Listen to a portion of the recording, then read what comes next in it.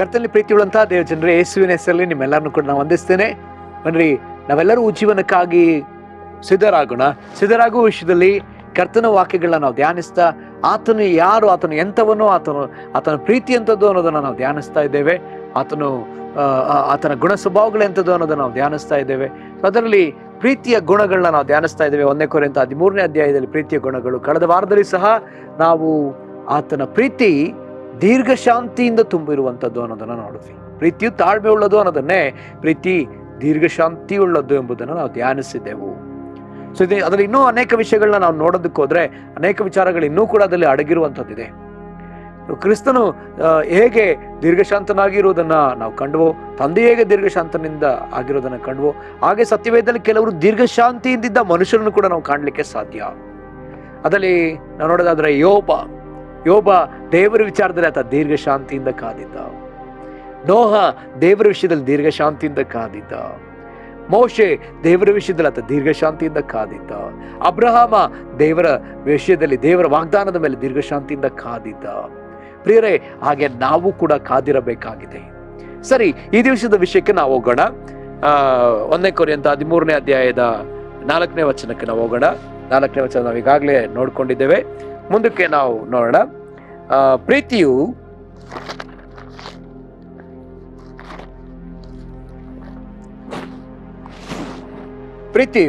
ಪ್ರೀತಿ ದಯೆ ತೋರಿಸುವುದು. ಸೊ ಇದನ್ನ ನಾವು ಹಾಗೆ ಮತ್ತೊಮ್ಮೆ ನಾವು ದೇವರ ಗುಣದೊಂದಿಗೆ ಹೋಲಿಕೆ ಮಾಡಿ ನೋಡೋದಾದ್ರೆ, ಈ ಪ್ರೀತಿ ದಯೆಯುಳ್ಳದ್ದು. ದೇವರು ಕೂಡ ದಯೆಯುಳ್ಳವನಾಗಿ ಇರೋದನ್ನ ನಾವು ಕಾಣ್ತೇವೆ. ನಾವು ಅದನ್ನ ತೆಗೆದುಕೊಳ್ಳೋಣ. ವಿಮೋಚನೆ ಕಾಂಡ 34ನೇ ಅಧ್ಯಾಯದ 6ನೇ ವಚನಕ್ಕೆ ನಾವು ಸತ್ಯವೇದನ ತಿರುಗಿಸೋಣ. ಅಲ್ಲಿ ನಾವು ಕಳೆದ ವಾರದಲ್ಲಿ ಕೂಡ ನಾವು ನೋಡಿದ್ವಿ. ಮತ್ತೊಮ್ಮೆ ನಾವು ನೋಡೋಣ. ವಿಮೋಚನೆ ಕಾಂಡ 34 6ನೇ ವಚನ.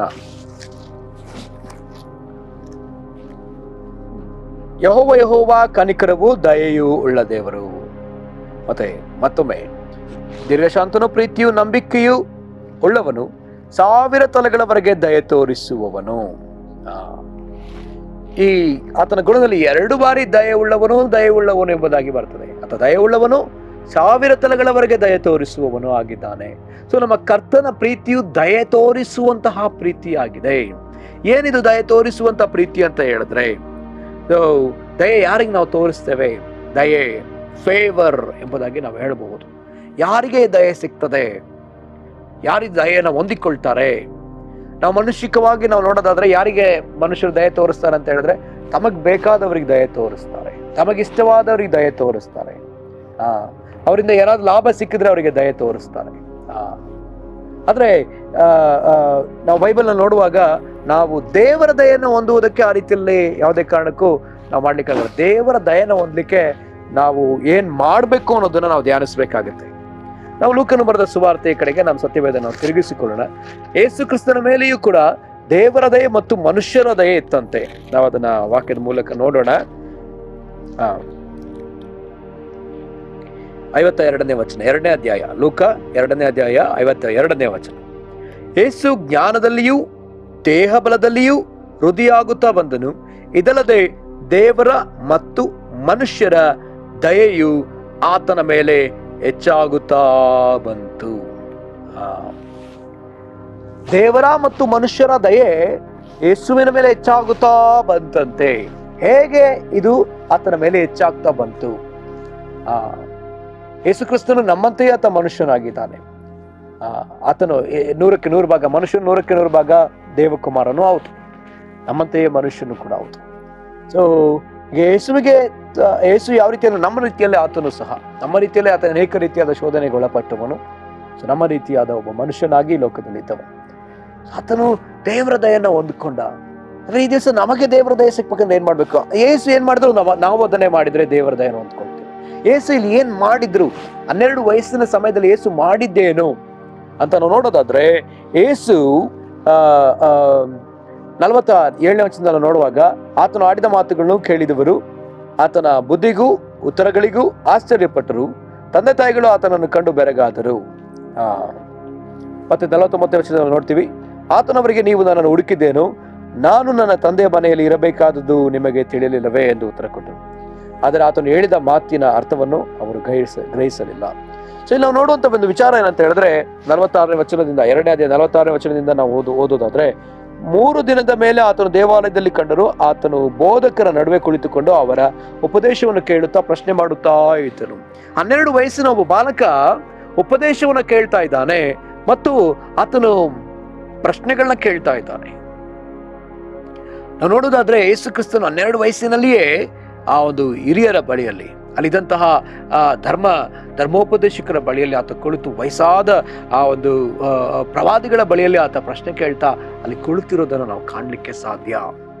ಅಂದ್ರೆ ಪ್ರಶ್ನೆ ಕೇಳ್ಬೇಕಂತ ಹೇಳಿದ್ರೆ ಸಾಧಾರಣವಾಗಿ ಪ್ರಶ್ನೆ ಬುದ್ಧಿಹೀನರಿಗೆ ಬರೋದಿಲ್ಲ, ಅರ್ಧಂಬರ್ಧ ತಿಳಿದವ್ರಿಗೆ ಬರೋದಿಲ್ಲ. ಸ್ವಲ್ಪ ಎಲ್ಲ ತಿಳಿದವರಿಗೆ ಕೆಲವು ಸಂಗತಿಗಳು ಪ್ರಶ್ನೆಗಳು ಬರ್ತವೆ, ಬುದ್ಧಿವಂತರಿಗೆ ಪ್ರಶ್ನೆಗಳು ಬರುತ್ತೆ ಅಂತ ಹೇಳಿ ಕೇಳ್ಬಿಡ್ತೀವಿ.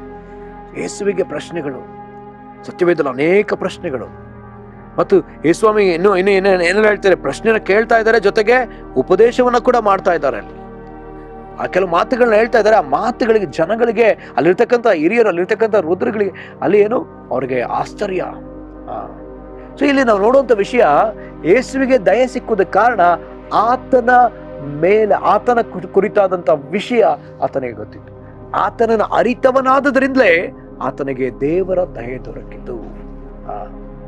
ಯಾರು ದೇವರನ್ನ ಅರಿತವರಾಗಿರುತ್ತಾರೋ, ದೇವರನ್ನ ಆಳವಾಗಿ ತಿಳ್ಕೊಂಡಿರ್ತಾರೋ, ಆತನ ವಾಕ್ಯಗಳನ್ನ ಅರಿತವರಾಗಿರ್ತಾರೋ, ಅರಿಯುವುದು ಹೇಳ್ತಾ ಇದ್ದೀನಿ, ತಿಳಿಯೋದು ಹೇಳ್ತಿಲ್ಲ. ಎಲ್ಲರಿಗೂ ಆ ತಿಳುವಳಿಕೆ ಇದೆ, ಆದ್ರೆ ಅರಿವು ಬೇರೆ, ತಿಳುವಳಿಕೆಯೇ ಬೇರೆ. ಅಥವಾ ಹೀಗೆ ಹೇಳ್ಬೋದು, ಪ್ರಕಟಣೆಯೇ ಬೇರೆ, ತಿಳುವಳಿಕೆಯೇ ಬೇರೆ. ಆದ್ರೆ ಯೇಸು ಕ್ರಿಸ್ತನಿಗೆ ಇಲ್ಲಿ ಪ್ರಕಟಣೆ ಇರೋದನ್ನ ನಾವು ಕಾಣ್ತೇವೆ. ಅನೇಕರಿಗೆ ಇಲ್ಲಿ ಆಶ್ಚರ್ಯ ತರ್ತಾ ಇದೆ. ಯೇಸು ಮಾತಾಡೋ ಮಾತುಗಳು ಆಶ್ಚರ್ಯ ತರ್ತಾ ಇದೆ. ಆತನಿಗೆ ಪರಲೋಕ ತಂದೆ ಕುರಿತಾದ ಅನೇಕ ಪ್ರಕಟಣೆಗಳು, ಅನೇಕ ವಿಚಾರಗಳು ಆತನಿಗದೆ. ಆತನು ಚೆನ್ನಾಗಿ ಆತನ ಅರಿತವನಾಗಿ ಕಾಣಿಸಲ್ಪಡ್ತಿದ್ದಾನೆ. ಸೊ ಪ್ರಿಯರೇ, ಇಲ್ಲಿ ನಾವು ನೋಡುವಂತ ವಿಷಯ, ನಾವು ಯಾವಾಗ ಆತನ ಕುರಿತಾದ ಅರಿವನ್ನು ಹೊಂದ್ಕೊಳ್ತೇವೆ, ಆತನ ಕುರಿತಾದ ಪ್ರಕಟಣೆ ನಮಗದೆಯೋ, ಆಗ ನಾವು ದೇವರ ದಯೆಯನ್ನ ಹೊಂದಿಕೊಳ್ಳುತ್ತೇವೆ. ಹಾಗೆಯೇ ಮನುಷ್ಯರ ದಯೆಯನ್ನೂ ಕೂಡ ನಾವು ಹೊಂದಿಕೊಳ್ಳುತ್ತೇವೆ. ಬೈಬಲ್ ಅಲ್ಲಿ ಅನೇಕ ಉದಾಹರಣೆಗಳನ್ನ ನಾವು ಹೇಳಬಹುದು. ನೀತಿವಂತನಾದ ನೋಹ, ಆತನಿಗೆ ದೇವರ ಕುರಿತಾದ ಪ್ರಕಟಣೆ, ದೇವರ ಕುರಿತಾದ ಅರಿವಿದ್ದರಿಂದ ಆತನು ದೇವರ ದಯೆಯನ್ನ ಹೊಂದಿಕೊಂಡನು. ಅದಾದ ನಂತರ ಅಬ್ರಹಾಮನ ಜೀವನದಲ್ಲಿ ಕೂಡ ನಾವು ನೋಡ್ತೇವೆ, ಅಬ್ರಹಾಮನು ದೇವರ ದಯೆಯನ್ನು, ಮನುಷ್ಯರ ದಯೆಯನ್ನು ಕೂಡ ಹೊಂದಿಕೊಂಡ ಕಾರಣ ಆತನಿಗೆ ತನ್ನ ದೇವರು ಯಾರೆಂಬುದನ್ನು ಆತ ಅರಿತಿದ್ದ. ಆ ಪ್ರಕಟಣೆ ಆತನಿಗೆ ಗೊತ್ತಿತ್ತು, ಆ ಸತ್ಯ ಆತನಿಗೆ ಗೊತ್ತಿತ್ತು. ಮೋಶೆಗೆ ದೇವರ ದಯೆ ದೊರಕಿತ್ತು, ಕಾರಣ ಮೋಶೆ ದೇವರನ್ನ ಅರಿತವನಾಗಿದ್ದ. ತನ್ನ ದೇವರು ಯಾರು, ಆತನ ಸಮ್ಮುಖವನ್ನ ಕಂಡಿದ್ದ, ಆತನ ಮುಖಾಮುಖಿಯಾಗಿ ನೋಡಿದ್ದ. ಆತನೊಂದಿಗೆ 40 ದಿವಸ ಹಗಲು ಇರಳು ಆತನ ಸಮ್ಮುಖದಲ್ಲೇ ಇದ್ದಂತ ಮೋಶೆಯ ಗುಡಾರ ಅದು ದೇವದರ್ಶನ ಗುಡಾರವಾಗಿ, ದೇವರನ್ನ ಭೇಟಿ ಮಾಡುವ ಗುಡಾರವಾಗಿಯೇ ಮಾರ್ಪಟ್ಟು ಬಿಡ್ತು. ಹಾಗೆ ದೇವರ ದಯೆನ ಆತ ಹೊಂದಿಕೊಂಡ. ಹಾಗೆ ನಾವು ನೋಡಿದ್ರೆ ಅನೇಕರ ಜೀವನದಲ್ಲಿ ನಾವು ನೋಡೋದಕ್ಕೆ ಸಾಧ್ಯ. ಯೋಸೇಫನ ಜೀವನದಲ್ಲಿಯೂ ಸಹ ಯೋಸೇಫನು ದೇವರ ದಯೆಯನ್ನು ಹೊಂದಿಕೊಂಡ, ಹಾಗೆ ಅಲ್ಲಿದ್ದ ಮನುಷ್ಯರ ದಯೆಯನ್ನು ಹೊಂದಿಕೊಳ್ಳುವುದನ್ನು ನಾವು ಕಾಣ್ತೇವೆ. ಕಾರಣ ಆತ ತನ್ನ ದೇವರನ್ನ ಅರಿತವನಾಗಿದ್ದ. ದಾನಿಯೇಲನು ಸಹ ಅಲ್ಲಿದ್ದ ರಾಜರ ದಯೆಯನ್ನು ಹೊಂದಿಕೊಳ್ತಾನೆ, ಕಾರಣ ಅಲ್ಲಿದ್ದ ಅಧಿಕಾರಿಗಳ ದಯೆಯನ್ನು ಹೊಂದ್ಕೊಳ್ತಾನೆ, ಕಾರಣ ಆತನಿಗೆ ತನ್ನ ದೇವರು ಯಾರೆಂಬುದಾಗಿ ಗೊತ್ತಿತ್ತು. ಆ ದೇವರಿಗೆ ಆತ ಸರಿಯಾಗಿ ನಡ್ಕೊಳ್ತಾ ಇದ್ದ. ಅದರಿಂದಲೇ ಆತ ದೇವರ ದಯೆಯನ್ನು ಹೊಂದಿಕೊಂಡ. ಪ್ರಿಯರೇ, ಈ ದಿವಸವೂ ಕೂಡ ನಮಗೆ ದೇವರ ದಯೆ ಬೇಕು. ಆತನನ್ನು ಅರಿತುಕೊಳ್ಳಬೇಕು, ಆತನನ್ನು ತಿಳಿದುಕೊಳ್ಳಬೇಕು. ಆತನನ್ನ ಅರಿತವರಾಗಿ ನಾವು ಜೀವಿಸುವಾಗ ಈವನ್ ಲೋಕವೂ ಕೂಡ ನಮಗೆ ದಯೆ ತೋರಿಸುವಂತದ್ದಾಗಿ ಕಾಣಿಸಲ್ಪಡ್ತದೆ. ಲೋಕದಿಂದಲೂ ನಮಗೆ ದಯೆ ದೊರಕುವಂತೆ ಕರ್ತನ ಮಾಡ್ತಾನೆ. ನಾವು ಆತನ ಅರಿಯುತ್ತಾ ತಿಳಿಯುತ್ತಾ ಆತನ ಕುರಿತಾದ ಪ್ರಕಟಣೆಗಳನ್ನ ಹೊಂದ್ಕೊಳ್ತಾ ಇರುವಾಗ ಆತನು ನಮಗೆ ದಯೆ ದೊರಕಿಸುವ ಕರ್ತನಾಗಿದ್ದಾನೆ. ಸರಿ, ಆತನ ದಯೆ ಉಳ್ಳವನು ಅನ್ನೋದು ನೋಡಿದ್ದೇವೆ. ಆತನ ದಯೆ ಅನ್ನೋದು ಆತನ ಪ್ರೀತಿಯಲ್ಲದ ಅಡಕವಾಗಿದೆ. ಆತನ ಪ್ರೀತಿ ದಯೆ ಉಳ್ಳದ್ದು, ಸಹಾಯವನ್ನು ಕೊಡುವಂಥದ್ದು. ನಮಗೆ ಯಾವಾಗ್ಲೂ ಕೂಡ ನಮಗೆ ಆ ಒಂದು ಸೂಕ್ತವಾದ ಸಮಯಕ್ಕೆ ಬೇಕಾದಂತ ಸಹಾಯವನ್ನು ಕೊಡುವಂಥದ್ದು. ಯಾರಿಲ್ದಿರೋ ಸಮಯದಲ್ಲಿ ಅದು ನಮ್ಮನ್ನ ಮೇಲೆತ್ತುವಂಥದ್ದು. ಯಾವ ಸಹಾಯವೂ ಇಲ್ದಿರೋ ಸಮಯದಲ್ಲಿ ಅದು ನಮಗೆ ಮೇಲೆತ್ತುವಂಥದ್ದು, ನಮಗೆ ಸಹಾಯ ಮಾಡುವಂಥದ್ದು ಆಗಿದೆ. ಸೊ ಹಾಗೆಯೇ ನಾವು ಕೂಡ ದಯೆ ಉಳ್ಳವರಾಗಿರ್ಬೇಕಂತ ದೇವರ ವಾಕ್ಯ ಹೇಳ್ತದೆ. ನಾವು ನೋಡೋಣ, ವಾಕ್ಯವನ್ನು ತೆಗೆದುಕೊಳ್ಳೋಣ. ಕೊಲೊಸ್ಸೆ 3ನೇ ಅಧ್ಯಾಯ 12ನೇ ವಚನ ತೆಗೆದುಕೊಳ್ಳೋಣ. ಕೊಲೊಸ್ಸೆ 3ನೇ ಅಧ್ಯಾಯ 12ನೇ ವಚನ. ಹೀಗಿರಲಾಗಿ ನೀವು ದೇವರಿಂದ ಆರಿಸಿಕೊಂಡವರು, ಪ್ರತಿಷ್ಠಿತರು, ಪ್ರಿಯರೂ ಆಗಿರುವುದರಿಂದ ಕನಿಕರ, ದಯೆ, ದೀನಭಾವ, ಸಾತ್ವಿಕತ್ವ, ದೀರ್ಘಶಾಂತಿ ಎಂಬ ಸದ್ಗುಣಗಳನ್ನು ಧರಿಸಿಕೊಳ್ಳಿರಿ. ಸತ್ಯವೇದ ನಮಗೆ ಹೇಳ್ತಿದೆ, ಈ ಒಂದು ಏನಂತೆ ದಯೆಯನ್ನ ನಾವು ಧರಿಸಿಕೊಳ್ಳಬೇಕು ಎಂಬುದಾಗಿ. ನಮ್ಮ ಪ್ರೀತಿಯಲ್ಲಿ ದಯೆ ತುಂಬಿರಬೇಕಂತ ಹೇಳಿ ದೇವರು ಬಯಸುವವರಾಗಿದ್ದಾರೆ. ನಾವು ದಯೆ ತೋರಿಸುವವರಾಗಿ ಕಾಣಿಸಲ್ಪಡಬೇಕಿದೆ. ಕಾರಣ ನಮ್ಮ ದೇವರು ದಯೆ ಉಳ್ಳವನು. ನಮ್ಮ ಪ್ರೀತಿಯಲ್ಲಿ ದಯೆ ಇರಬೇಕಾಗಿದೆ, ಕಾರಣ ದೇವರ ಪ್ರೀತಿಯಲ್ಲಿ ದಯೆ ಉಂಟು. ನಾವು ಯಾವಾಗ ಮತ್ತೊಬ್ಬರಿಗೆ ದಯೆ ತೋರಿಸ್ತೇವೋ, ನಾವು ಮತ್ತೊಬ್ಬರಿಗೆ ಯಾವಾಗ ಕರುಣೆ ತೋರಿಸ್ತೇವೋ, ನಾವು ಕನಿಕರವನ್ನು ಹೊಂತೇವೆ, ಕರುಣೆಯನ್ನು ಹೊಂತೇವೆ. ನಾವು ಮತ್ತೊಬ್ಬರಿಗೆ ಯಾವಾಗ ದೇವರ ಗುಣವನ್ನೇ, ದೇವರ ಸ್ವಭಾವವನ್ನು ತಿಳ್ಕೊಂಡವರಾಗಿ ನಾವು ನಡ್ಕೊಳ್ತೇವೋ, ಆಗ ಮಾತ್ರ ದೇವರಿಂದ ನಾವು ದಯೆಯನ್ನು ಹೊಂದಿಕೊಳ್ತೇವೆ ಪ್ರಿಯರೇ. ಆಗಿರೋದ್ರಿಂದ ನಾವು ಉಜ್ಜೀವಿಸಲ್ಪಡಬೇಕು ಅಂದ್ರೆ ನಾವು ಕ್ರಿಸ್ತನ ಸ್ವಭಾವವುಳ್ಳವರಾಗಿ ಮಾರ್ಪಡಬೇಕು. ಆತನ ಪ್ರೀತಿಯಂಥದ್ದೋ ನಾವು ತಿಳ್ಕೊಂಡು ಆತನ ಪ್ರೀತಿಯಂತೆಯೇ ನಮ್ಮ ಪ್ರೀತಿ ಮಾರ್ಪಡುವುದಕ್ಕೋಸ್ಕರವಾಗಿ ನಮ್ಮನ್ನು ಸಮರ್ಪಿಸಿಕೊಳ್ಳಬೇಕು.